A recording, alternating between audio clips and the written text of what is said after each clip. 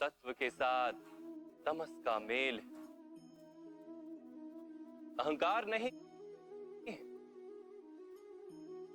किंतु पुरातन धर्म, पुरानी परंपराओं और प्रण के साथ बंधे, आवश्यकता होने पर भी अपना प्रण नहीं तोड़ सकते।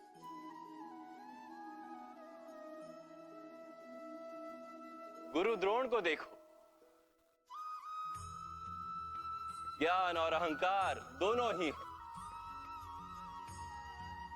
ज्ञान तो मनुष्य को मुक्ति दिलाता है, किंतु इनका अहंकार इन्हें मुक्त नहीं होने देता।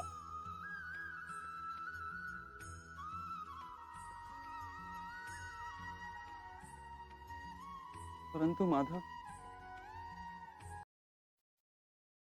यदि यदि मनुष्य का स्वभाव इन तीन गुणों का मेल है, तो फिर मनुष्य का व्यवहार पहले से ही निश्चित है। सिंह हिरन को खाएगा ही, और हिरन सिंह से भयभीत ही होगा।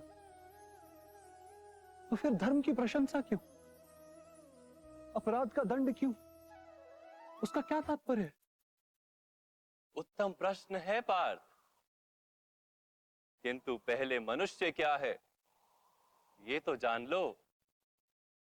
मनुष्य केवल 5 महाभूत नहीं, 5 पदार्थ नहीं, 5 ज्ञानेंद्रियां, 5 कर्मेंद्रियां तथा 3 गुण, ऐसी 23 वस्तुओं का मेल भी नहीं। मनुष्य को चलने फिरने तथा कार्य करने हेतु शक्ति की आवश्यकता होती है, और शक्ति को चेतना कहते हैं। तो क्या माधव, मनुष्य इसकी चेतना है? मनुष्य इसकी चेतना है? नहीं पार्थ, मनुष्य की चेतना के साथ उन 23 वस्तुओं के मेल का नाम प्रकृति। 24 वस्तुओं से बने मनुष्य नामक यंत्र में वास करता है पुरुष, अर्थात परमात्मा का अंश। उसे आत्मा कहा गया है। जब प्रकृति और पुरुष का मेल होता है, अर्थात जब परमात्मा का अंश आत्मा बनकर देह में वास करता है, तब मनुष्य जीवित होता है। यह आत्मा क्या है माधव, और इसे जानने का क्या उपाय? मनुष्य जैसे रथ का उपयोग करता है, वैसे ही आत्मा शरीर नाम के इस यंत्र का उपयोग करती है। शरीर के माध्यम से शरीर के सुख दुख का उपभोग करती है, किंतु आत्मा शरीर नहीं पार्थ। शरीर का नाश किया जा सकता है, किंतु आत्मा का नाश नहीं किया जा सकता। नैनं छिन्दन्ति शस्त्राणि नैनं दहति पावका, न चैनं क्लेदयन्त्यापो न शोष्यति मारुतः। आत्मा ना शस्त्रों से छेदी जा सकती और ना ही अग्नि से जलाई जा सकती। ना जल उसे निर्बल कर सकता है और ना ही पवन उसे सुखा सकती। आत्मा शरीर में रहते हुए भी अमर। न हन्यते हन्यमाने शरीरे। पार्थ, शरीर की हत्या की जा सकती है, किंतु आत्मा की हत्या नहीं की जा सकती। आत्मा तो सर्वव्यापी है, अचल है, स्थिर है, सनातन है। पुराना वस्त्र त्याग कर जैसे मनुष्य नया वस्त्र धारण करता है, वैसे ही आत्मा पुराना शरीर छोड़कर बार बार नया शरीर धारण करती है। परंतु माधव, मैं तो जगत का अनुभव अपने शरीर के माध्यम से ही करता हूं। स्वयं को देह न जानकर मैं आत्मा कैसे जान सकता हूं? स्वयं को आत्मा के रूप में जानना असंभव भी नहीं पार्थ। अंध भी जीते हैं, गूंगे भी जीते हैं, जिनके पास हाथ पैर नहीं होते वो भी जीते हैं। पर कि शरीर मनुष्य नहीं, जिसकी चेतना चली जाती है, जिसे मूर्छा आ जाती है, वो भी जीवित रहता है। इसलिए स्पष्ट है कि मनुष्य का चेतन तत्व वो भी शरीर नहीं।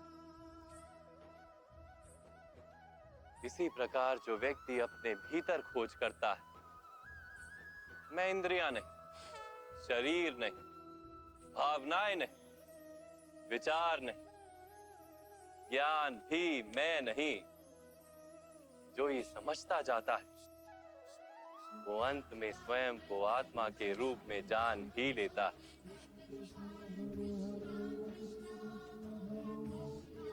ये आत्मा का क्या कार्य है माधव? जब पर ब्रह्म के भाग हुए, पुरुष तथा प्रकृति बने, तब पुरुष अर्थात परमात्मा के अंश ने आत्मा बनकर प्रकृति की प्रत्येक वस्तु में वास किया। उस आत्मा को मोह तथा अंधकार ने घेर लिया पार। उस मोह निद्रा से जागृत होकर स्वयं को परमात्मा का अंश जानना ही आत्मा का कर्तव्य, उद्देश्य और जीवन कार्य। परंतु माधव, यदि हर आत्मा परमात्मा का अंश है, तो क्या उन्नति और अवगति स्वयं परमात्मा कर रहे? जिस प्रकार कीचड़ में पड़ा रत्न चमकता नहीं, वैसे ही प्रकृति के 24 पदार्थों से घिरी आत्मा को विस्मरण हो जाता है कि वो परमात्मा का अंश है। अधिकतर आत्माएं अपनी देह को ही सब कुछ मानती, स्वयं देह से भिन्न है, ये जान ही नहीं पाती। शरीर को जो सुख, दुख, स्वाद, गंध आदि का अनुभव होता है, उसे अपना अनुभव मान लेती है और बदलाव का प्रयास ही नहीं करती।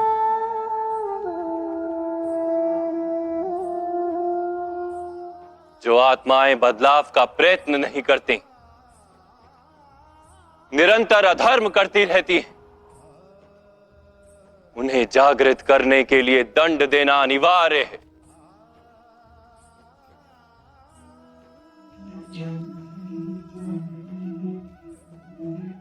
तुम भी ये जान लो पार्थ कि तुम शरीर नहीं, केवल एक आत्मा। इस रणभूमि में दिखाई देने वाला प्रत्येक योद्धा वो नहीं जो तुम उन्हें मानते हो। कुछ समय के लिए इन सब ने इस शरीर में वास किया। इनके शरीर मरेंगे, किंतु ये सब अमर, वो पुनः नया शरीर धारण करेंगे। जब तक स्वयं को शुद्धात्मा के रूप में जान नहीं लेंगे, जब तक अधर्म का त्याग करके धर्म में दृढ़ नहीं होंगे, तब तक ये जन्म लेते और मरते रहेंगे। यही ब्रह्म विद्या का प्रथम पाठ है पार्थ।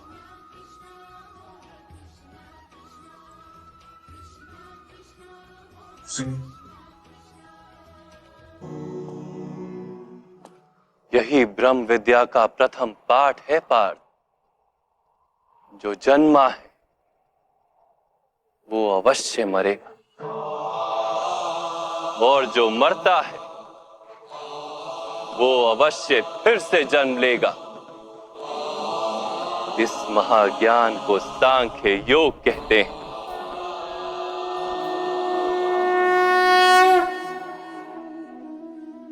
धर्म और अधर्म क्या है माधव?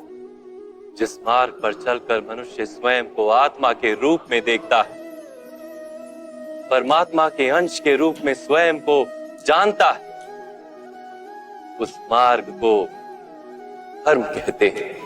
धर्मे च अर्थे च कामे च मोक्षे च भरतर्षभ। जब मनुष्य स्वयं को परमात्मा के अंश के रूप में जान लेता है, तब उसे ये अनुभूति होती है कि ये सृष्टि ही परमात्मा है और ये परमात्मा ही सृष्टि है।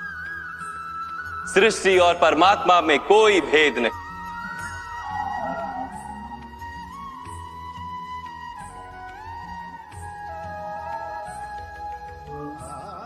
जो मनुष्य ये जान लेता है वो दूसरे मनुष्यों और प्राणियों की ओर निर्दयी और कठोर नहीं होता।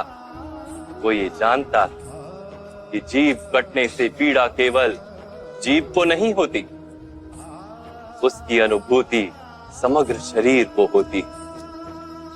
वैसे एक मनुष्य को पीड़ा होती है तो समग्र संसार उस पीड़ा का अनुभव करता।